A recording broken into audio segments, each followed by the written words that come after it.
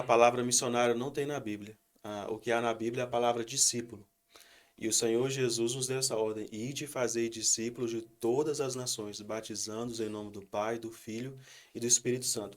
É interessante porque quando Jesus estava para subir ao céu, ele deixa a última mensagem. A última mensagem é a mais importante. Por exemplo, nós que somos pais, vamos sair de casa, dar um recado para nosso filho. A gente fala um monte de coisa, um monte de coisa. Mas a última mensagem é a mais importante. É para enfatizar tudo aquilo que você disse. Você pode esquecer tudo que eu falei, mas essa mensagem é a mais importante. E a última mensagem de Jesus para os seus foi essa: ide e fazei discípulo.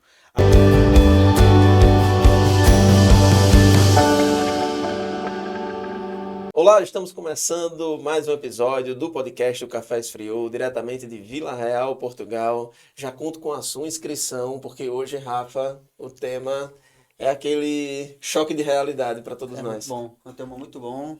Bem-vindo vocês de casa aí. Vamos para mais uma gravação e com certeza também tem muita coisa a agregar hoje para vocês. Porque, Rafa, quando nós falamos sobre vida cristã, já adiantando para quem está nos assistindo que o tema vai mexer com nossa zona de conforto, mexer com aquela ideia de que o cristianismo, dentro de uma realidade ali, parece que encaixotada, a gente vai ter que Demais. E ter tem muita coisa aquele. para extrair, porque assim, são experiências que são vividas que no off que muita gente não sabe, né? Exatamente, as renúncias que nós Muitas precisamos renúncias, muitas fazer coisas. a partir do momento que nós colocamos a nossa vida cristã como prioridade.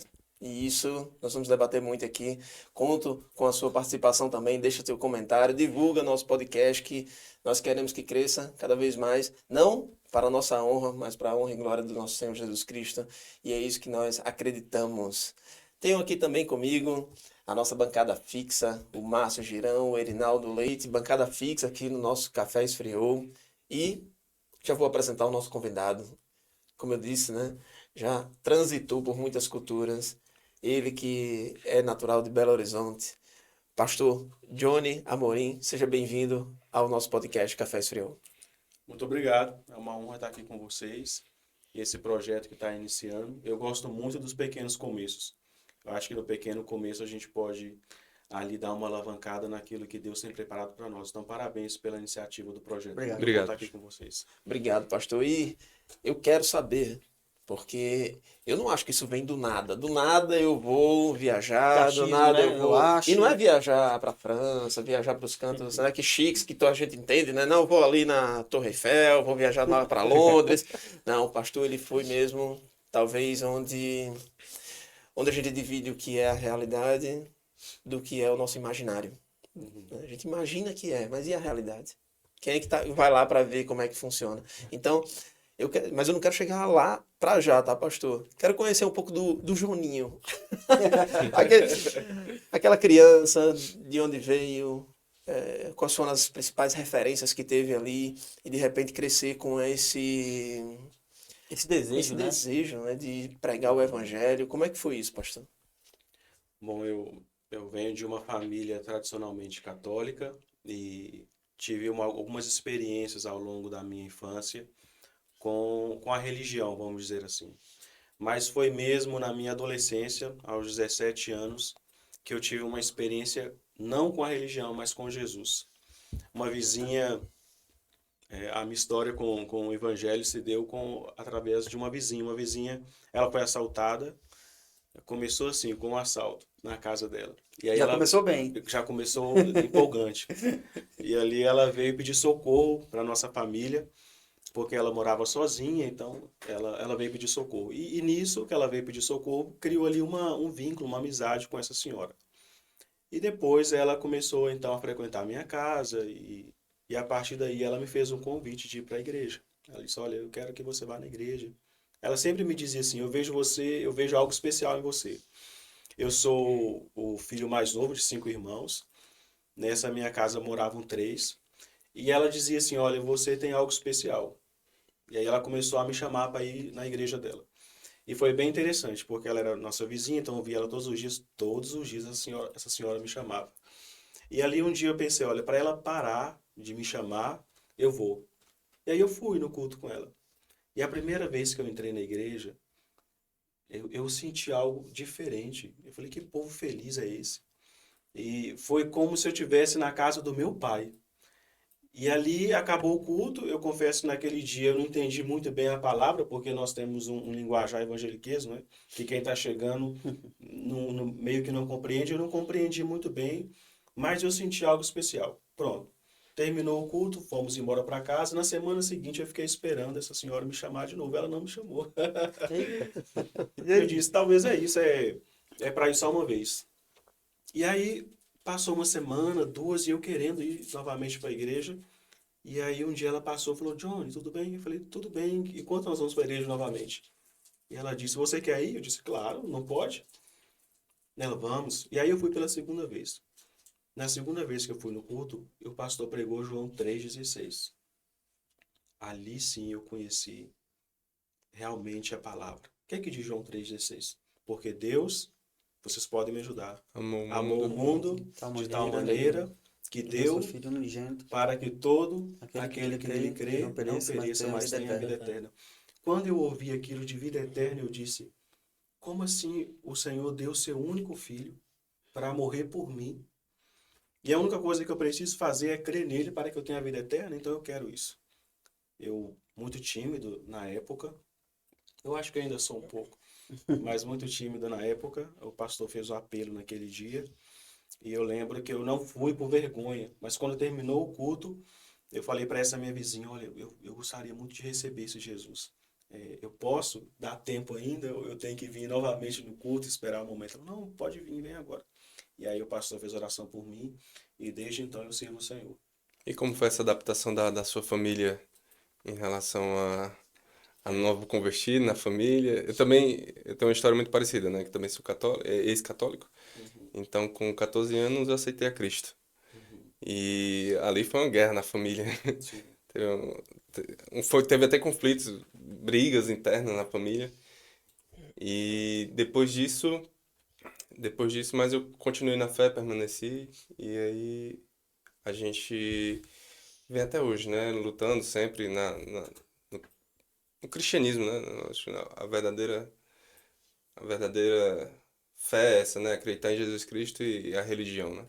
Então, de lá pra cá, foi sempre lutas e a partir daquele momento também teve conflitos. Teve algum conflito assim parecido ou foi tranquilo na família? Embora eles diziam que eram católicos, mas não eram praticantes, eles não iam mesmo na igreja, era mais ok. uma questão de tradição bom. Mas aí quando eu me converti, eu disse para eles, olha, agora eu sou da igreja, né? Disse assim, agora eu sou de Jesus. A primeira coisa que o meu pai me disse é não seja fanático, porque a ideia que ele tinha de protestante era uma pessoa fanática e aquela coisa de fanatismo, né? Mas com o tempo, eles foram vendo a minha própria transformação. Porque embora eu tinha 17 anos, mas nunca participei assim, nunca vim de ex alguma coisa, né? Fui sempre muito tranquilo. Mas interiormente eu tinha um vazio. Era como se eu tivesse a melancolia natural. Mas ali indo para a igreja, eu descobri que Deus tinha um plano para a minha vida. E que esse plano ia muito além daquilo que eu via. Por exemplo, eu pensava, eu vou estudar, vou crescer, ter uma profissão. Não tinha uma perspectiva de vida. Mas a partir do momento que eu fui para a igreja, eu comecei a sonhar, a ter novos projetos e a se importar com o outro. Foi essa a mensagem que a minha família viu em mim. Agora o Johnny está indo para a igreja e ele está começando a visitar os jovens do bairro. E eu morava num bairro onde que era periferia, então tinha muitos jovens envolvidos em muita coisa errada. E eu comecei a ir atrás desses jovens. E a minha família viu essa mudança em mim, interiormente. Então, o conflito se deu porque eles não entendiam muito bem o que era esse meio protestante. Mas, enfim, em si não houve um conflito diretamente com a minha decisão, com a minha escolha. Eles conseguiram perceber essa mudança real, né? Porque muita gente quando se converte quer, eu não sei se também foi o caso, mas quer já colocar quer o primeiro amor, né? Coloca goela abaixo a fé. Comigo foi literalmente assim. Sim, Mas depois que a gente vai amadurecendo na fé, a gente vai entendendo que as coisas não é dessa forma. Quem convence o homem do pecado é o Espírito Santo. Sim. E a gente, como você falou, na flor ali da conversão, primeiro amor. ali, do primeiro amor, a gente quer. Aconteceu muito isso comigo. Né? Eu queria, de toda maneira, que minha família aceitasse Jesus. Sim. Então eu chegava em casa, não, isso, aquilo, e pegava a Bíblia e fazia aquela coisa. E eu vi que nunca funcionou dessa maneira. E depois a gente vai amadurecendo na fé e a gente sabe que não funciona dessa maneira. Por exemplo, Pedro, né? Pedro, ele tinha ali o primeiro amor que era muito aflorado, né? Ele queria sair batendo todo mundo, queria... Aí Jesus, não, se acalma, né? Bem assim. E aí a gente vai aprendendo até com textos bíblicos, não é isso, pastor? Sim. E a gente vai aprendendo com os textos bíblicos em relação a saber, tudo tem seu tempo, tudo tem sua caminhada, você tem que entender o seu propósito. E aproveitando, pastor, em relação a essa questão do propósito, o missionário, que hoje o pastor é um missionário, né, que já viajou alguns países, podia contar um pouco mais sobre essa história, foi na África, não é isso?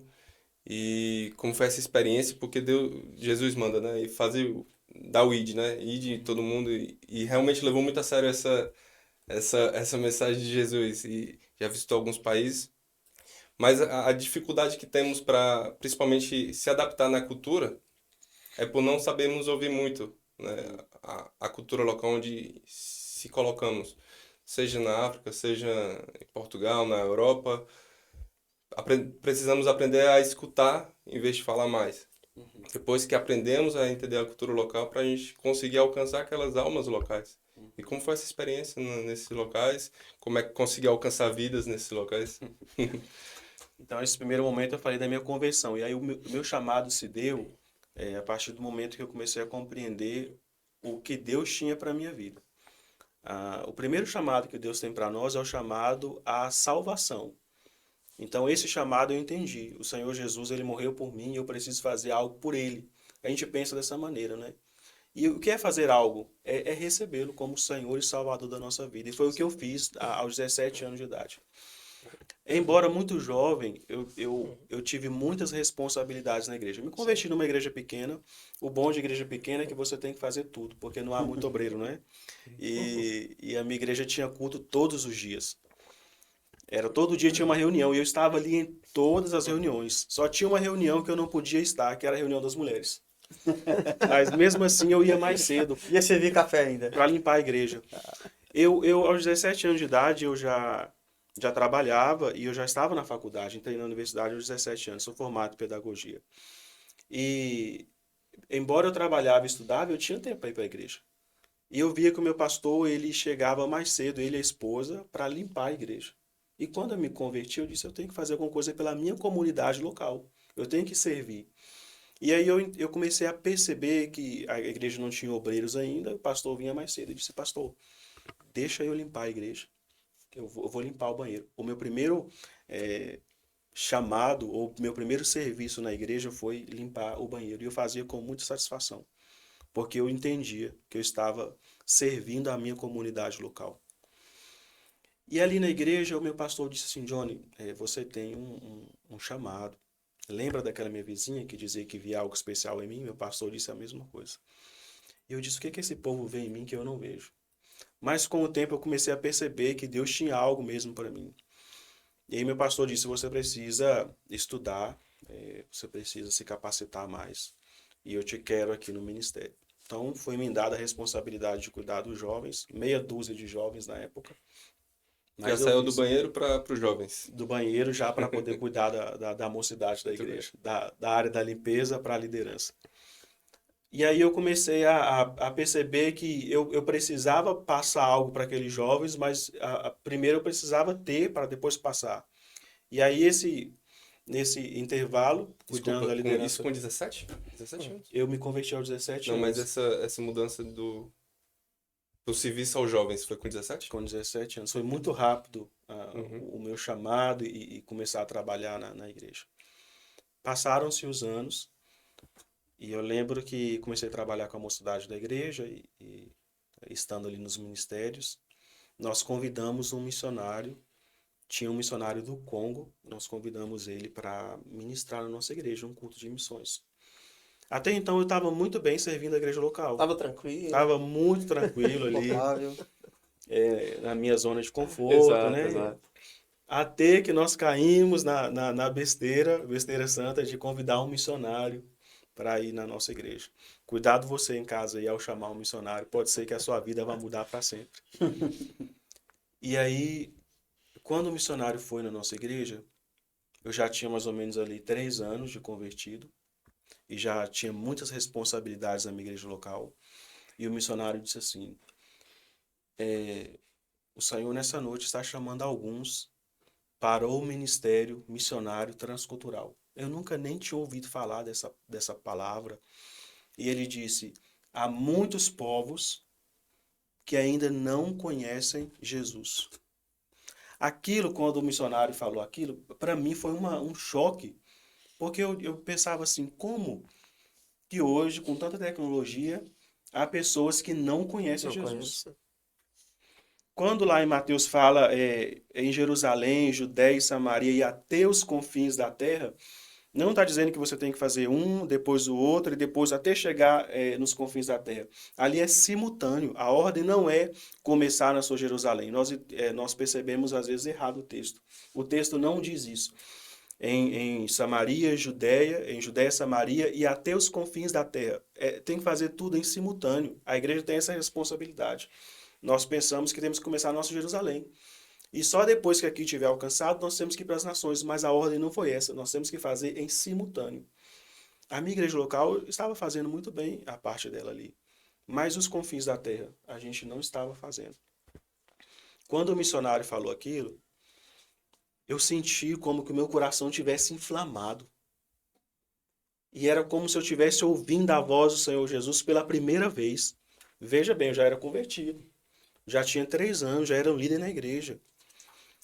Mas eu não tinha percebido o meu chamado.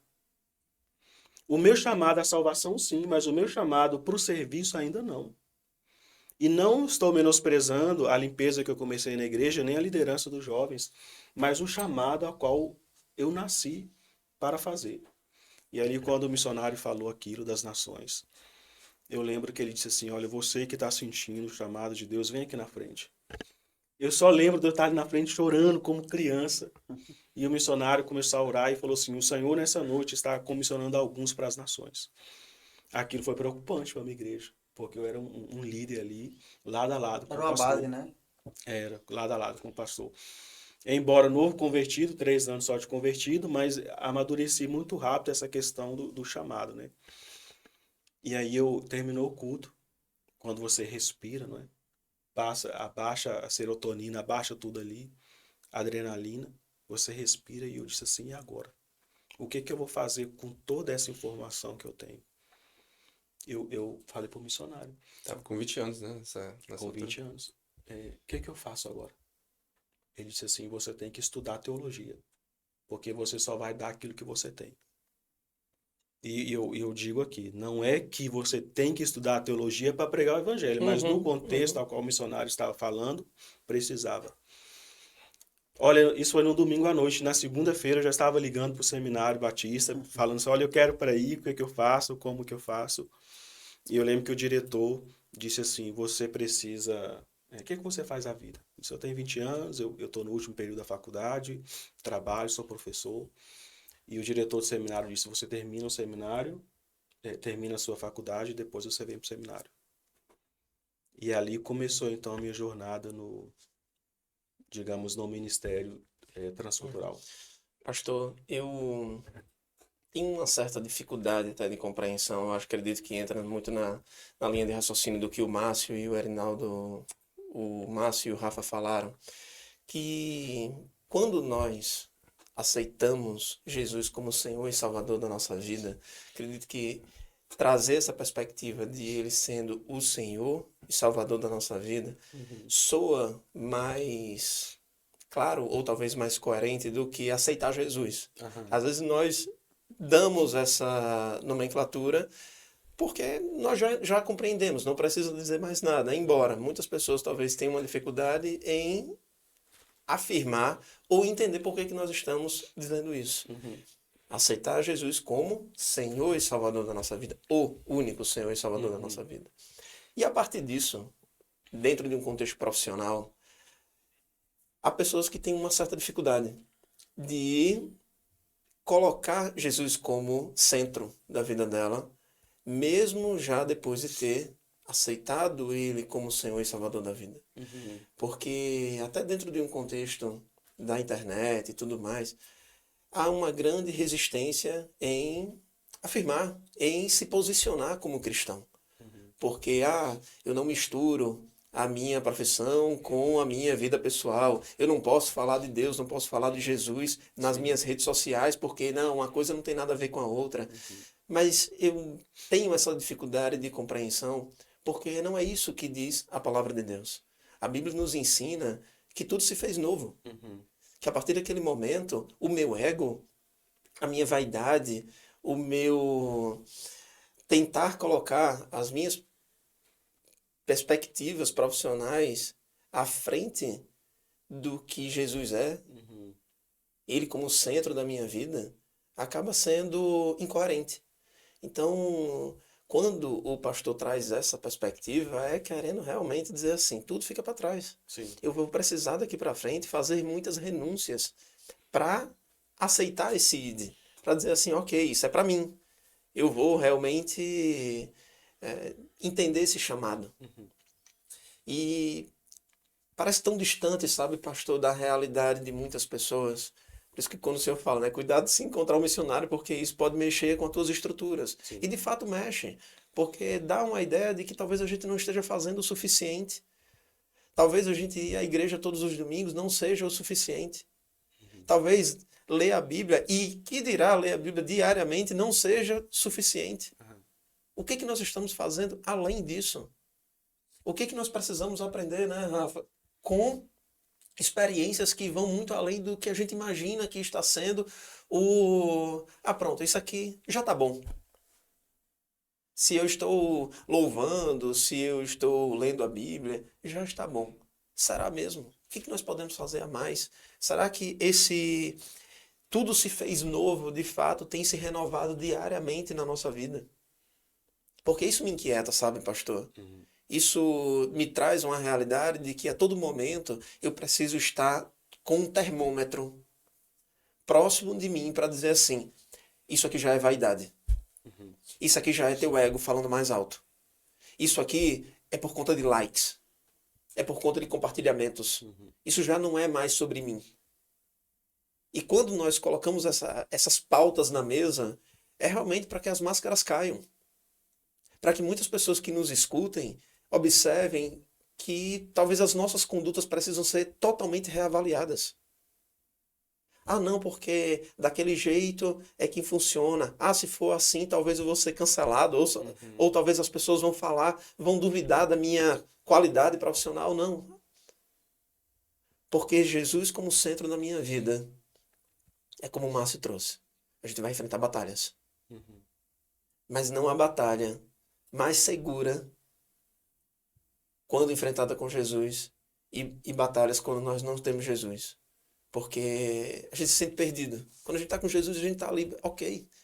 A batalha é difícil, vou chorar, talvez eu tenha dificuldade para dormir, não entendo o que Deus quer para a minha vida, mas Jesus está comigo. E isso eu não vou abrir mão. Não vou abrir mão não, então talvez esteja sendo muito difícil, não quero mais isso para mim. E pastor, de verdade, às vezes eu admiro muito, não só aqui, estando com o pastor Johnny aqui, que é um missionário, mas todos aqueles que fazem missões, que são muitos, milhares, milhões, talvez, de pessoas que estão cumprindo o ID. Exatamente. Às vezes a gente pensa assim, o missionário é alguém especial, é alguém que está fora da caixinha. Mas a verdade é que o missionário, eu estou dizendo porque o missionário é um crente comum, porém que entendeu que a sua vida não pode ser ordinária. O que é ordinário? É algo comum. A sua vida não pode ser a mesma depois que ele recebe a Cristo como Senhor e Salvador. Porque uma coisa é você viver uma vida ordinária. O que é uma vida ordinária? Você cresce, você trabalha, você se casa, você tem filhos e você produz e morre. Agora, você viver uma vida extraordinária é viver aquilo que Deus tem para você, mesmo estando no mundo em que tudo que tudo vai ao contrário daquilo que você crê. Quando o Senhor nos chama para Ele, para estar nele, Ele nos chama para novidade de vida. E eu não posso acordar pela manhã pensando assim, eu sirvo ao Rei do Universo. E por que viver uma vida medíocre? O missionário, ele pensa, antes de pensar em si próprio, ele pensa no reino. E às vezes damos a nomenclatura missionário só a alguns. Na verdade, isso deveria ser o estilo de vida de cada cristão. Eu não estou aqui dizer que todos vocês agora têm que deixar o serviço e têm que ir para as nações pregar o evangelho. Porém, faça isso dentro da condição que você vive hoje. Perfeito. É isso Dentro que, do seu perfeito. serviço. é isso que eu ia falar, né? Porque missões nem sempre é ir até a África, até ir os Estados Unidos. Missões você pode fazer no teu bairro, no teu trabalho, né? No Família, teu né? ecossistema, na sua família. Exato. Uma vez eu ouvi algo que me marcou muito. O que é o evangelho? Me perguntaram. E lendo o livro, diz assim: o evangelho é um mendigo dizendo a outro mendigo aonde encontrar pão. O que isso quer dizer? Se eu fui alimentado da graça, por que eu tenho que ser egoísta e não compartilhar essa graça com o outro? O missionário é aquele que entende a sua perspectiva em Deus e agora ele quer transmitir a outros aquilo que ele experimentou.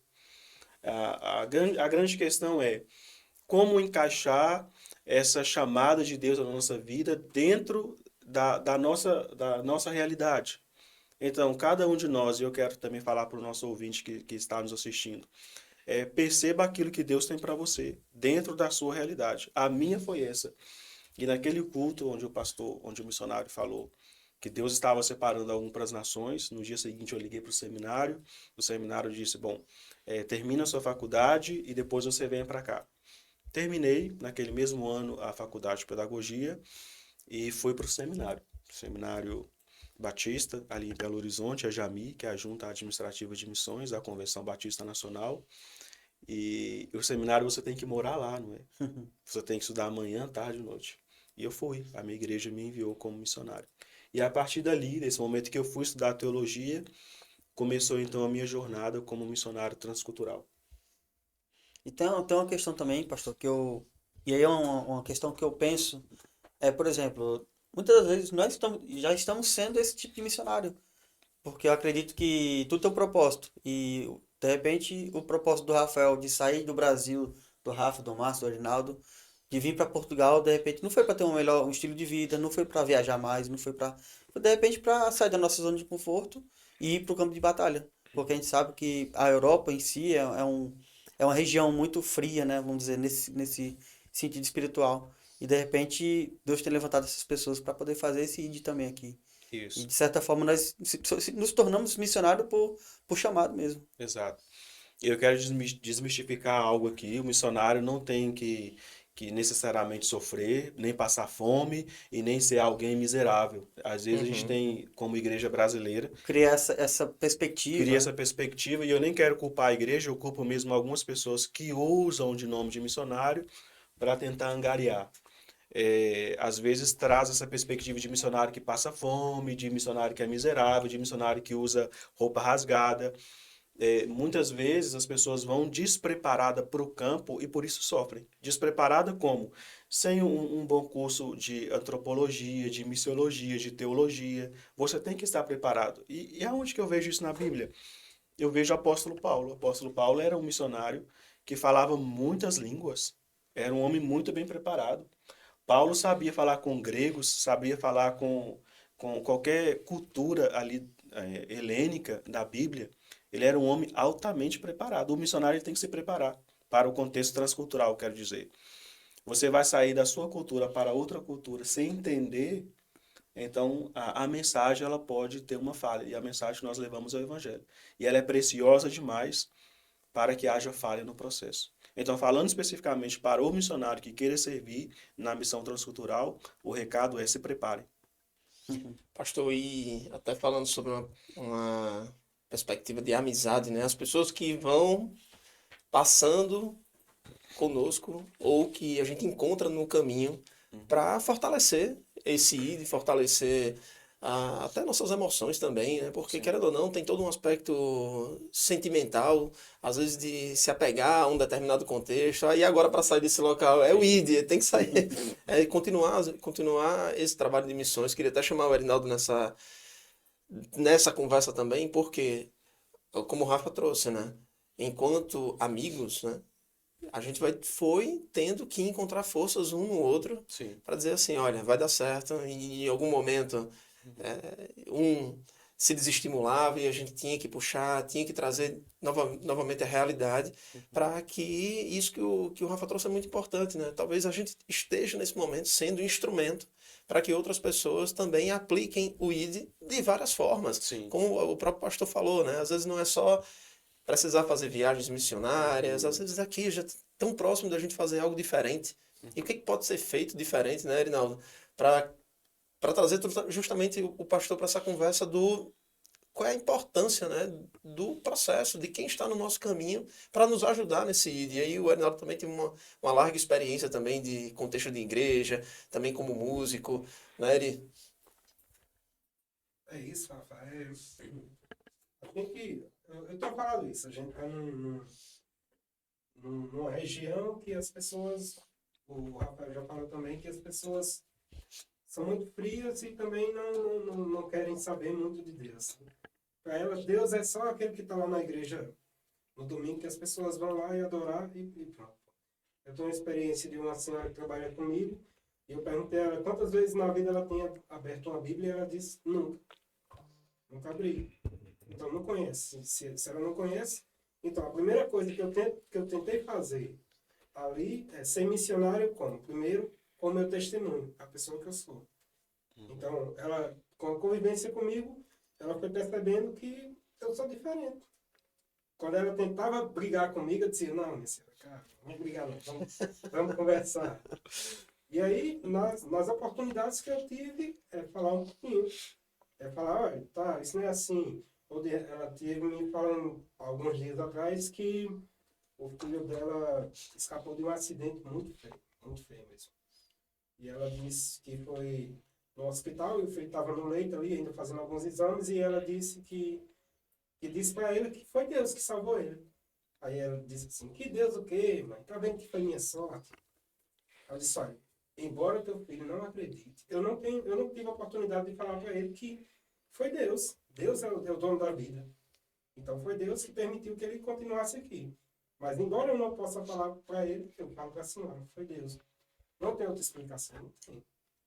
Então é isso, né? É a gente, às vezes, aproveitar as oportunidades que você tem, não é? Você não precisa sair do ambiente que você está, às vezes, para ser missionário, mas aproveitar as suas oportunidades. E além disso, tem muito da perspectiva, para também quem está nos assistindo, que essas são experiências que nós vivemos com Jesus. Talvez muitas pessoas talvez não tenham essa vivência, esse relacionamento com Deus e tenham dificuldade de compreensão, né, Rafa? Mas como isso? Comigo nunca aconteceu. Então nós estamos trazendo a nossa experiência, nosso relacionamento com Deus que fez a nossa vida ser transformada.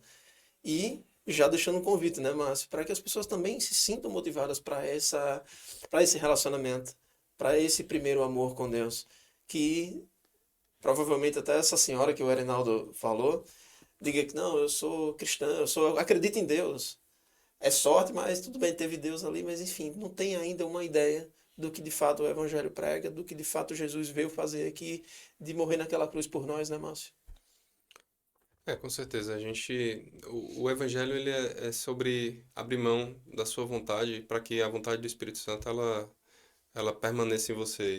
E você, a partir do momento que realmente entende isso, você não vai viver o Evangelho somente para ganhar algo, para ser beneficiado de algo. Você vai realmente. Pelo contrário, né, às vezes. Pelo contrário, você vai abrir mão realmente da sua vontade para que o Espírito Santo faça a obra em você e alcance. Porque, na realidade, o propósito do Evangelho é esse: é alcançar vidas e transformar vidas. Porque eu acho muito interessante acho que é até o Rodrigo Silva que fala.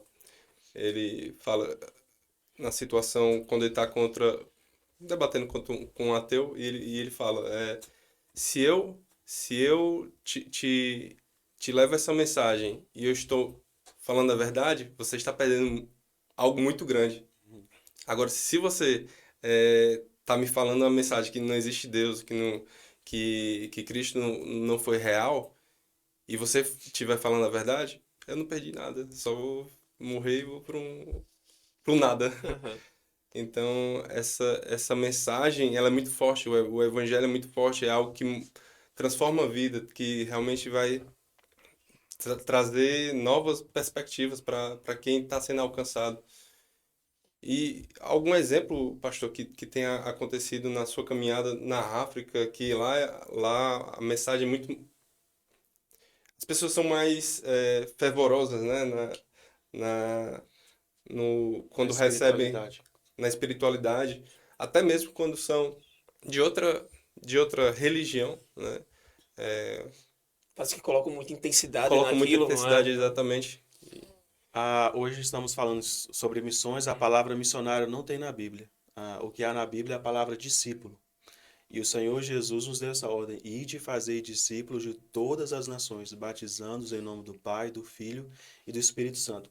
É interessante porque quando Jesus estava para subir ao céu, ele deixa a última mensagem. A última mensagem é a mais importante. Por exemplo, nós que somos pais, vamos sair de casa, dar um recado para nosso filho. A gente fala um monte de coisa, um monte de coisa. Mas a última mensagem é a mais importante. É para enfatizar tudo aquilo que você disse. Você pode esquecer tudo que eu falei, mas essa mensagem é a mais importante. E a última mensagem de Jesus para os seus foi essa: ide e fazei discípulo.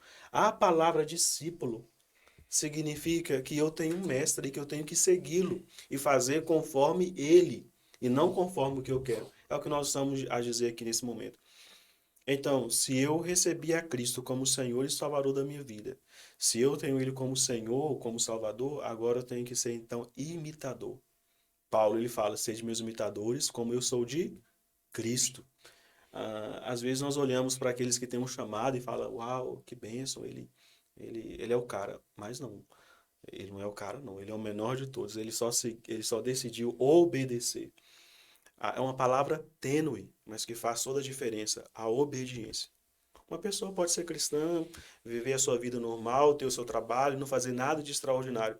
Mas como o Reinaldo falou, ele tem a oportunidade de mudar a perspectiva de alguém. Isso já faz uma diferença enorme na vida de uma pessoa. Então nós podemos ter uma vida comum, porém com atitudes extraordinárias. Quando eu fui ali para o seminário, o meu primeiro campo transcultural, porque assim, nós estudamos e depois de estudar um tempo, a igreja local te envia. O meu primeiro campo foi o Paraguai. Eu comecei ali pela América Latina e eu lembro que eu fui visitar uma tribo indígena no Paraguai. Primeira viagem missionária foi assim: o pastor falou: nós vamos fazer uma grande obra. E ali, empolgado, seminarista, querendo ganhar o mundo, não é? Vamos fazer uma grande obra. Quando chegou lá, era para construir uma igreja, rapaz. Havia uma igreja plantada ali e era para construir. Aí o pastor disse: a grande obra está aqui. É para carregar tijolo, fazer massa. E ali alguns dos seminaristas disseram assim: não, eu vim aqui pregar o evangelho. Não, eu vim aqui para ganhar almas. E eu quero abrir um parênteses aqui para quem está nos assistindo. Muitas vezes a gente quer falar, né? Mas as pessoas estão nos observando. É melhor fazer do que falar. É. E ali nós fomos para construir, vamos construir. E ali no meio da construção, os pedreiros que estavam trabalhando conosco, não eram cristãos, óbvio, a gente tinha então a oportunidade de mostrar Cristo através da nossa Já atitude. pensou? Nós fizemos ali uma grande obra, ficou uma grande igreja construída mesmo. Mas dentro da tribo indígena? Literalmente. Literalmente. A gente tinha igreja na Ciudad de Luque, que era num bairro, digamos, e essa igreja tinha um trabalho também na tribo Ah, indígena. ok. E na Ásia, pastor, você foi por onde lá? Aí na América Latina eu trabalhei no Paraguai, Peru, Ok. Bolívia. Na Bolívia foi onde eu fiquei mais tempo, por 3 anos. Ali eu pastoreei uma igreja e abrimos o seminário teológico. Depois da Bolívia, eu fui para Timor-Leste, na Ásia. Ali foi mesmo uma experiência que marcou minha vida. Bem diferente, né? Imagina, pastor. Pastor já não aguentava mais estudar e depois que foi para o campo missionário já viu que a realidade era outra, né? Porque você passou muito tempo estudando, Foi. lendo e se preparando para essas missões. Uhum. Como é que foi lá na Ásia também? A missão na Ásia era para ser diretor de uma escola, Centro Batista Shalom. Lá a nossa missão tem uma escola muito grande. E a missionária que estava na época, ela precisou retornar para o Brasil depois de 15 anos de serviço missionário. Ela retornou para o Brasil, então a missão me convocou para estar ali substituindo. Como eu sou pedagogo formado, então tinha que ter alguém com formação na área de educação para trabalhar na escola. E eu fui trabalhar ali na escola. E ao chegar ali, tinha que aprender o teto, né? Que é a língua oficial do país, do Timor-Leste. Algo interessante para nós que servimos no campo transcultural, você chega assim, ó, com a bagagem de teologia, de missiologia, com bastante coisa, e aí chega ali você tem que se tornar uma criança, porque você não fala a língua. Você tem que Você do aprender do zero. zero. Vai muito do coração de servir, entende? Às vezes a gente vai para outra cultura achando que você vai fazer, você é o cara. Aí chega ali você tem que começar do zero. Pensando bem, Jesus não fez isso conosco. Ele era Deus, é Deus. E ele não teve que nascer, crescer, aprender a falar, Passar por todo o mesmo passar processo. pelo processo. E às vezes a gente não quer passar, não quer suportar o E processo. a gente não respeita o processo, já quer chegar chegando e fazendo. Mas o próprio Jesus ele demorou 3 anos discipulando o povo, os discípulos. Eu vejo aí um processo na preparação até mesmo para se pregar o evangelho. Nós estamos aqui em Portugal, agora falando para os nossos ouvintes que estão aqui em Portugal. Às vezes queremos chegar e fazer. Não, nós é que sabemos, com jeitinho brasileiro. Mas espera lá, vamos passar pelo processo? Aprender a cultura? Eu aprendi que eu não falo português aqui, eu falo brasileiro. Quando eu cheguei aqui, eu aprendi isso. Vamos parar de falar um pouco em gerúndio? Ah, não, eu tenho a minha cultura, eu tenho a minha língua. Respeite aonde você está. Acho que você vai ser muito bem sucedido, né? São processos. E ali no Timor tivemos que passar pelo processo de aprender a língua e de observar a cultura. O que o missionário mais aprende quando chega no campo é observar. Isso está muito atrelado à questão da humildade também, né? O cara tem que ser humilde realmente para poder dar uns 2, 3 passos para trás E respeitar a e cultura, respeitar a né, cultura e local. fazer isso. E dentre essas experiências, pastor, onde o senhor viu mais resistência com relação ao cristianismo? É interessante, eu passei por Boa 3 pergunta. continentes. Eu passei na América Latina, na África, na Ásia e agora eu estou no 4º. Aonde eu vejo mais resistência é aqui em Portugal. Não é? A Europa em si, ela passa por um contexto não de evangelização, mas de reevangelização. O berço do cristianismo foi aqui. Sim. Da reforma protestante foi aqui na Europa. Porém, hoje a Europa está no pós-cristianismo. Eles creem que a religião, vamos dizer assim, de maneira geral, é uma fraqueza. Então a resistência maior que eu vejo é aqui, nesses contextos que eu já passei. Porém, mesmo sendo um campo de muita resistência, não significa que seja impossível pregar o evangelho. Muito pelo contrário. Há que trazer a consciência para a pregação do evangelho. E uma preocupação que todos nós temos. Como que nós vamos fazer já que é um país difícil? Meu irmão, faça a sua parte de levar a mensagem. A parte de convencer é do Espírito Santo. E essa daí não nos compete. Uhum. Verdade. Às vezes é você ler um versículo com uma pessoa. É você falar, olha, Jesus tem um plano na sua vida. Agora, o que vai acontecer daí para lá já é responsabilidade do Espírito Santo. É por isso que muitos de nós achamos impossível pregar o evangelho num contexto como a Europa. E aí nós não fazemos e falhamos na mensagem. Por que não fazer a minha parte e deixar que o Espírito Santo convença outra pessoa? Se o Espírito Santo convenceu a mim, ele pode convencer qualquer pessoa. Qualquer pessoa. Se ele convenceu você, por que o Senhor não pode converter o coração de um português? Eu e minha família estamos aqui trabalhando, né, congregamos aqui numa igreja local em Vila Real, porém trabalhamos com um grupo online de portugueses interessante. Quando eu estava no Timor-Leste, lá nós tínhamos um trabalho de estudo da Bíblia na casa do cônsul brasileiro, em Timor, e ali nessa casa tinha algumas autoridades do país. E tinha uma portuguesa que frequentava esse estudo bíblico, isso no Timor-Leste, na Ásia. E aí, quando terminou nossa missão no Timor, a missão nos enviou para Portugal e nós entramos em contato com essa portuguesa que conhecemos lá no Timor. E por acaso ela já tinha retornado para Portugal.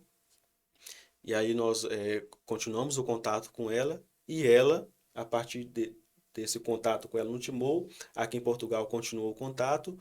Então, ela tem um grupo de amigos em comum e nós estudamos a Bíblia 4 vezes por semana com esse grupo. Que legal. Ali nesse grupo, umas 16 famílias Que benção. de portugueses. Então, 4 vezes por semana estudamos a Bíblia com esse povo. E tem sido bem interessante ver como que Deus tem Então, tocado eles nos estão em vários corações. locais de Portugal, não estão aqui em Vila Real. Não, a gente de Lisboa, a gente do Boa, Porto, boa, de boa. Coimbra aqui. E tem sido um grande desafio, mas a gente Jesus te ama, não amo ele. Então tem essa resistência e vem muito da cultura, mas não somente da cultura, até porque eles eram cristãos antigamente, né?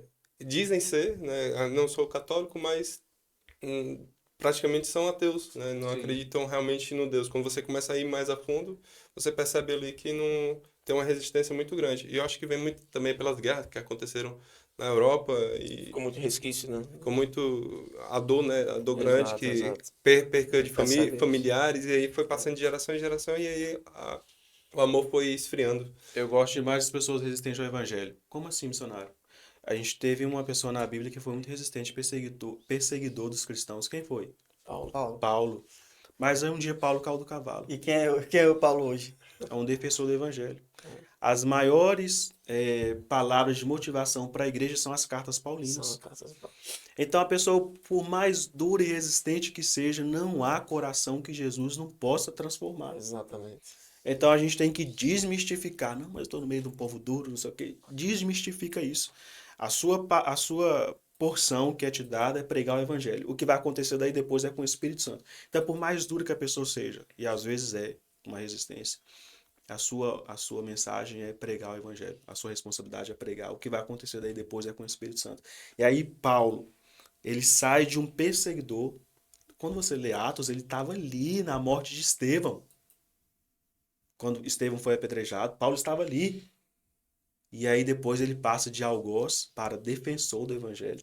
E Paulo morreu por causa do evangelho. Exato. Lembra Filipenses? Ele estava preso. E ele diz para a igreja, alegrai-vos sempre no Senhor. Outra vez vos digo, alegrai-vos. Ontem o pastor pregou isso na nossa igreja, Exato. falando para se alegrar. Paulo, um homem preso, condenado, mas estava motivando a igreja para se alegrar no Senhor. Então não há coração tão resistente que não E possa a gente ser... por tão ser pouco às revisto. vezes está amargurado, né, pastor? Reclamando da vida. Como é que pode, né? O cara preso, morrendo à beira da morte e se alegrando, né? Ainda transmitindo essa mensagem. Tem um teólogo brasileiro e missiólogo também, Ronaldo Lidório. Ele conta uma história. Ronaldo Lidório, ele foi um missionário em Gana, na África. E esse país, ele trabalhou com uma aldeia, os Concombas. E essa aldeia não era evangelizada. Ele chegou ali, teve que aprender a língua, traduziu a Bíblia para os Concombas. E uma vez por semana ele fazia um culto, reunia a várias aldeias ali para pregar o evangelho e ensinar aquele povo. Então, um determinado dia ele fez um culto e naquele culto, como a tradição é oral, você tem que, por exemplo, falar o versículo da Bíblia e até que o povo memorize para depois levar para casa. São iletrados, né, analfabetos. Então, pela oralidade. Então, chegou uma senhora para o culto, aprendeu ali o versículo e aí ela teve que voltar para casa. E aí terminou o trabalho, todo mundo foi embora. No final da tarde, essa senhora retorna e fala assim, missionário, eu retornei, andou, sei lá, 3 horas. E ela disse assim, e o missionário disse, por que que você retornou? Por que que você não esperou a próxima semana? Por que que você estava na metade do caminho e veio? Agora você vai ter que andar tudo de novo. E aquela mulher disse assim para o Ronaldo, porque a mensagem do evangelho é preciosa demais para ficar perdida no meio do caminho. Ela havia esquecido o versículo na metade do caminho. E ela voltou para poder ouvir novamente. O que que essa mensagem nos diz? Olha, todos nós já sabemos da palavra do Senhor. O que que nós estamos fazendo com essa mensagem retida dentro de nós? Ela é preciosa demais para ficar perdida no meio do caminho. Então, há uma interlocução. O Espírito Santo veio até nós, nos encheu dele, da palavra dele. E por que que essa palavra agora está parada aqui? Por que que nós não passamos ela adiante? Por isso eu parabenizo aqui a ideia do Café Esfriou, para que esse podcast seja assim, um pontapé para que seja pregado o evangelho aqui. Um instrumento, e as pessoas que estão nos ouvindo possam entender a sua responsabilidade. E pastor, também não é só cafezinho, conversa boa. Nós temos um quadro, pastor, que chama-se Café Quente ou Café Frio. Nós vamos colocar, sabe aquele paredão que diz? Coloca o pastor agora na parede. Se vira, Brincadeiras à pastor. parte, pastor. O que é que significa? Café quente ou café frio é Nós vamos fazer, cada um de nós aqui, uma afirmação. Uhum. E, se o pastor concordar, café quente. Se o pastor discordar da afirmação, café frio. E aí, justifica a resposta. Pode ser assim? Pode. Vamos começar pelo Erinaldo hoje. Vai lá, Eri. Vamos lá. Então, temos aqui a afirmação, pastor, que o maior inimigo dos missionários não é a falta de recurso, é a falta do conforto. Café frio ou café quente? Vou repetir. O Aham. maior inimigo do missionário não é a falta de recurso, é a falta de conforto. Não, Eri, calma. Repete aí essa É afirmação. porque eu reformulei, né? Ah, boa, vai lá O então. maior inimigo das missões. Vou falar com vocês. Boa, não, já. Vai lá. O maior inimigo das missões é o conforto, não a falta de recurso. Café quente. Café quente. Aham. Vai lá. Como eu disse anteriormente, não é que o missionário tem que ser pobre, lascado, e tem que passar por privações, né, provações. Mas quando a gente chega também no momento que a gente começa a acomodar, aí é um perigo. Muitos missionários retornam para o seu país de origem não por falta de recurso, mas às vezes por falta de estratégia, por falta de visão e por comodismo. Às vezes a gente chega num determinado local, o cara não quer aprender a língua, não quer estudar a cultura e fala que é impossível pregar o evangelho. Então eles retornam. Às vezes também por conflito em equipe. É o que mais gera retorno de missionário, por conflito de equipe. E o missionário, ele não é ninguém se não tiver pessoas ao lado dele, uma equipe, boa equipe para trabalhar. Então, de fato, o que faz com que o retorno de missionário seja grande não é a falta de recurso, mas sim o comodismo, às vezes é conflito entre a equipe e a falta de visão mesmo do missionário. Nós, missionários, sempre precisamos ser motivados, todos os dias levantar e entender qual é o nosso propósito. Agora, pastor, nisso que o senhor falou, me permita colocar mais um tempero nessa justificativa que tem tudo a ver com família, né? Eu sei que o senhor tem família, tem filha, Sim. esposa, então não é só o pastor decidir, é também uma estrutura familiar que te permita fazer isso em paz, né? Sim. A família precisa entender que existe um propósito ali e que não é fácil. Não são todos que sustentam isso.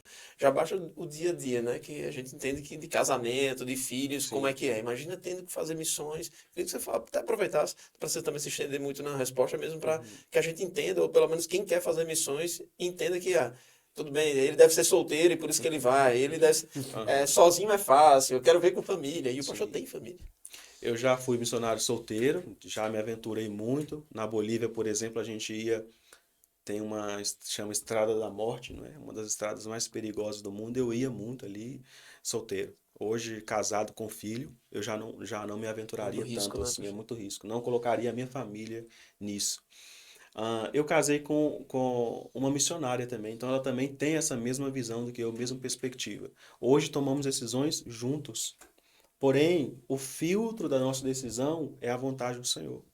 Ainda que contraria a nossa vontade inicial, se a gente entender que é a vontade de Deus, então nós juntos tomamos a decisão de seguir em frente. Muito bem. Segunda afirmação. Márcio. Aqui é sobre o missionário ele ser enviado. A igreja brasileira ela envia mais missionário do que prepara. Café quente ou café frio? No caso, Ou seja, manda muita gente para a missão sem estar preparado. Aquilo que o senhor falou, né? Sim. Precisa de um tempo de estudo para ir a campo. Uhum. Tem muita gente indo a campo sem preparo. Café quente, concordo Café com isso daí. quente. E eu deixo até aqui um recado e com muito respeito à igreja brasileira. O campo missionário não precisa de pessoas, precisa de discípulos. Tem muita gente em nome da missão fazendo turismo. E eu digo isso com toda certeza. Eu estou nesse campo aí já há quase 15 anos. Vai ser muito forte. Tem muita gente usando o nome da missão para ganhar likes no Instagram. Para ir falar, eu fiz. Eu trabalhei em Angola e ali a gente lidou com extrema pobreza de pessoas que só tinha... Eu falo do Timor-Leste na escola que eu era diretor. A escola foi uma das primeiras do país. O trabalho em Timor-Leste tem 25 anos. E o país é considerado um dos países mais jovens do mundo, né? Porque ficou independente no ano 2000. Foi justamente no ano 2000 que a nossa missão enviou missionários para lá. A nossa escola foi uma das primeiras do país a dar merenda escolar. E muitas das nossas crianças ali no Centro Shalom, elas só têm uma refeição por dia, que é a que come na escola. Então, lidamos com extrema pobreza o tempo todo, mas nós sabemos que a única coisa que pode mudar a realidade do povo é o evangelho. E há muitas pessoas que vão no campo missionário para tirar foto com a criança pobre e miserável. Isso não é evangelho. Jesus não fez isso. Jesus lidou com questões muito mais emblemáticas. Então, a igreja brasileira, ela envia, às vezes até com boa intenção, mas sem o preparo você vai ser um problema no campo. Ronaldo Lidório diz assim, o missionário é como um machado. Então, quanto mais tempo o machado é afiado, menos trabalho ele vai dar no campo. O que significa isso? Como que nós afiamos o nosso machado? Com estudo, com oração, com serviço. O missionário que não serve na sua igreja local, ele não servirá no campo. Não está preparado, Não né, está padre? preparado. Então, não É brutal. envie pessoas despreparadas, envie discípulos. E para ser discípulo tem que ser formado. Boa. Muito bem, pastor. O senhor falou também sobre dificuldades, né, em alguns contextos, em alguns países, com relação ao cristianismo, onde há mais resistência. E a minha afirmação, ela vai nessa linha de raciocínio, que é a seguinte: a maior perseguição hoje não é externa, é interna, que se refere a cristãos acomodados. Exato. E eu tenho um grande problema com isso quando eu entro numa igreja.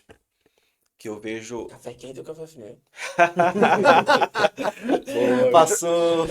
Justifica essa afirmação. Café quente, com certeza. E É uma aí a dificuldade afirmação, da igreja, pastor. é uma Peço afirmação verdadeira. desculpa. Ok. Café quente. E a dificuldade que o senhor...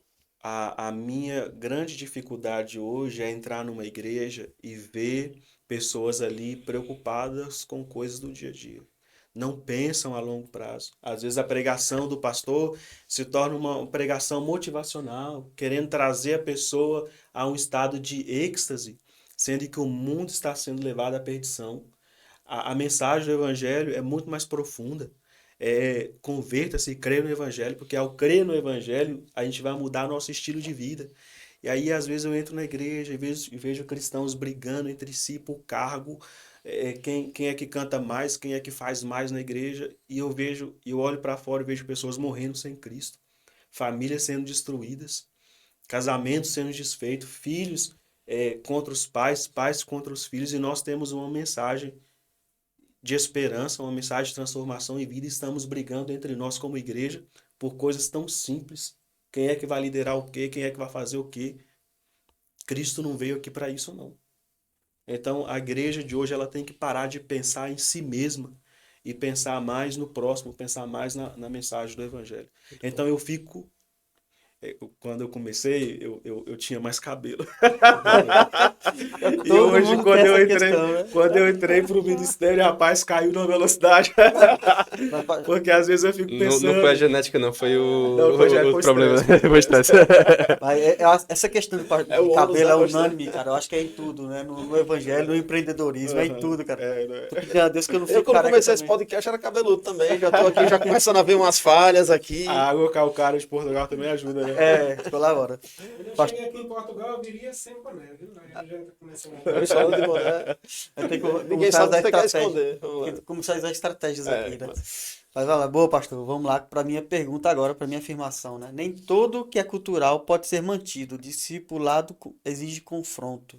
Café quente ou café frio? Café quente. Essas perguntas estão boas demais, hein? Eu acho que foram bem formuladas. Como eu disse, Jesus gastou 3 anos com os discípulos. E ele não teve pressa. Embora a mensagem é urgente, ela não pode ter pressa. Porque a pressa, a gente pode atropelar os processos. A gente tem que gastar tempo com as pessoas. Já observou que hoje nós não temos tempo para nada? Você liga para fulano, rapaz, eu tô sem tempo. Parece que ficou até bonito falar que a gente não tem tempo. Não, eu tô enrolado aqui. Correria. Estou na correria. Isso não é bíblico. O Senhor Jesus nos deu 24 horas e precisamos ter mordomia do tempo. Então, a sua pergunta, devemos gastar tempo com o discipulado. Devemos gastar tempo com as pessoas, conhecer as pessoas. Jesus, ele sabia muito bem o nome dos discípulos, a origem deles, sabia os problemas internos. E hoje a gente congrega sem conhecer um ao outro. Não temos tempo. Então, se queremos ser pessoas eficientes, temos que gastar tempo com nós mesmos e com os outros. Na realidade, você não tem falta de tempo, né? Você não sabe gerir o seu tempo. Não Eu administrar. acho aí, Exato, pastor, exato. você falou um ponto que agora veio na minha cabeça aqui, uma questão. No tempo que estamos vivendo hoje, nessa era tecnológica e tudo mais, esse tempo mais frio, vamos dizer assim, espiritualmente falando, as pessoas também ficam pisando em ovos para de repente querer estar ali para poder discipular ou para conhecer mais da pessoa, no bom sentido, só que às vezes fica com medo da pessoa interpretar isso de forma negativa. Então, quer saber da minha vida? Ou... Eu tô falando porque já aconteceu comigo. Sim. Deus está querendo me aproximar de alguém para poder ajudar, ou enfim, ser uma base ali espiritual e a pessoa interpretar de forma errada. Como é que o senhor vê isso também aí, nessa questão? Tem uma passagem que fala, eu já até ministrei isso na igreja, Jesus com os discípulos no caminho de Emaús. Qual que era o contexto ali? Jesus tinha sido morto, e os discípulos que eram para ficar em Jerusalém, eles voltam para a sua cidade de origem, e aí no meio do caminho, quem aparece para eles? O próprio Jesus. Vai caminhando ali cerca de 12 quilômetros. E no decorrer do tempo, Jesus não fez muita coisa, não, Jesus só ouviu. Fez uma ou outra pergunta, mas Jesus passou 12 quilômetros ouvindo aquele povo. E às vezes o discipulado nem sempre é falar, é ouvir. Tem pessoas que querem falar e outras que só querem ser ouvidas. E nós, até na boa intenção de discipular alguém, nós acabamos atropelando um processo, que às vezes você nem precisa, às vezes, nem falar nada, e nem a pessoa, mas está ali. Por exemplo, hoje eu vou tirar um tempo com o Rafael. Rafael, vamos tomar um café? Vamos. Você já quebrou ali, talvez, muitas barreiras. Então, nesse processo, é claro que tem que ter sabedoria, tem que ter graça. A pessoa não vai ser invasiva também, não é uma entrevista de emprego, né? Mas passar tempo com a pessoa. Quando Jesus disse assim, andar 1 milha, ande 2, é gastar, passar tempo. Passar tempo. Às vezes estar junto. Já aconteceu com vocês de estar. Eu falei com a minha esposa isso, nós conversávamos. Falei com ela semana passada. Nós conversávamos mais quando éramos noivos, que estávamos à distância, eu lá no Timor e você no Brasil, do que agora que somos casados. Isso é ruim. É ruim. Isso é ruim. Às vezes é estar com a pessoa, mas estar mesmo, né? Interessada no outro. Então acho que leva tempo e a pessoa tem que ter confiança também para abrir o coração, né, para outra. Mas só de saber que eu tenho alguém do meu lado, isso já faz parte do processo. Ó, é isso. Pastor, Cara, não e tem como sair daqui sem, não tem querer fazer alguma coisa. Não um tem como. desejo, né? De... De fazer alguma missão. Exato, exato. E desde já quero agradecer aos nossos patrocínios, aquelas marcas que valorizam o podcast O Café Esfriou, a TUT, a Max Impact e também a Circuito Gourmet, que estão aqui sempre deixando a sua colaboração para que você... A gente só fala de marca boa, viu? Só fala marca- de que a gente Marca aprova internacional. e tudo isso, né, faz parte de um processo. As marcas que investem ou que colocam o seu nome em projetos que confiam, que também veem seriedade, e se você quer fazer parte também desse projeto, quer contribuir de alguma maneira, sendo nosso parceiro, sendo patrocinador do podcast O Café Esfriou, fala conosco através das nossas redes sociais, dos nossos canais de transmissão, que nós daremos toda a atenção e também faremos de tudo para que você também esteja aqui conosco nesse projeto. E agradecer ao pastor Johnny, Rafa, Márcio, Tem que Eri. finalizar mesmo. Cara, tá tão bom o assunto. Nossa vontade é continuar aqui, pastor. E a gente pode dizer, como o próprio nome sugestivo, né, do nosso podcast, O Café Esfriou. E de fato esfriou em nossas canecas, mas o coração sai daqui aquecido, porque a viagem por continentes, de falar sobre culturas e tudo mais, parece uma coisa, né, que a gente está falando sobre locais, mas é muito mais uma viagem interna, algo que a gente precisa refletir. E nós agradecemos demais, pastor, por o senhor ter realmente colocado, né, essas experiências, aberto aqui experiências e vivências em locais tão distantes da nossa realidade e que a gente precisa sair daqui muito inquieto. Quero trazer as considerações finais aqui de cada um e também que o senhor tenha o desejo de voltar para continuar essas histórias, porque esse é o nosso objetivo também, pastor, é que a gente chame pela primeira vez, e não é pela última, é só a primeira, não é? A outra tem que tomar o café todo. Rafa, considerações finais, amigo. Minhas considerações, pastor, é só agradecer mesmo, de verdade. Deus abençoe, continue nessa jornada e que você possa sempre estar motivado no Senhor a levar o Evangelho a todo local que o Senhor for. Obrigado pelo tempo. Parabéns pelas palavras, pastor, e parabéns pelo projeto das missões, por estar seguindo o seu chamado e esperamos ter mais oportunidades para a gente falar sobre outros assuntos. Muita coisa, né? Tem sobre Muita coisa, nossa. a própria área dele, que é a pedagogia, né? Que dá para implementar muita coisa e a gente se aprofundar mais assuntos. Muito obrigado, pastor, pela Vai ter que participação. marcar um podcast depois só para falar dos perrengues dele, né? Os perrengues, as do situações off. inusitadas. Verdade. Há muita coisa aí. Eri, considerações, amigo. Valeu, pastor. Obrigado pelas experiências e por, de alguma forma, querer também despertar isso nosso. Ouvindo o Senhor falar e ouvindo o seu testemunho, é impossível a gente também não se sentir um bocadinho incomodado, né? Então, mais uma vez, muito obrigado. Espero que muito em breve o Senhor esteja de volta para a gente conversar sobre as suas experiências e, de alguma forma, o Senhor também poder nos incentivar a cumprir o ID que o Senhor nos mandou. Amém. Obrigado. E para você que ficou até aqui, se de alguma maneira te inspirou, te provocou, te inquietou também aí de casa, já deixa seu like, seu comentário, se inscreve no nosso canal e deixa aqui a sua contribuição para que a gente continue esse trabalho com toda a motivação. E é isso que nós esperamos continuar. Pastor, suas considerações também. Mais uma vez, obrigado. O café pode esfriar, mas o amor, o fervor e a fé não. Então, que possamos seguir aí firmes com o propósito que Jesus tem para cada um de nós e viver em novidade de vida.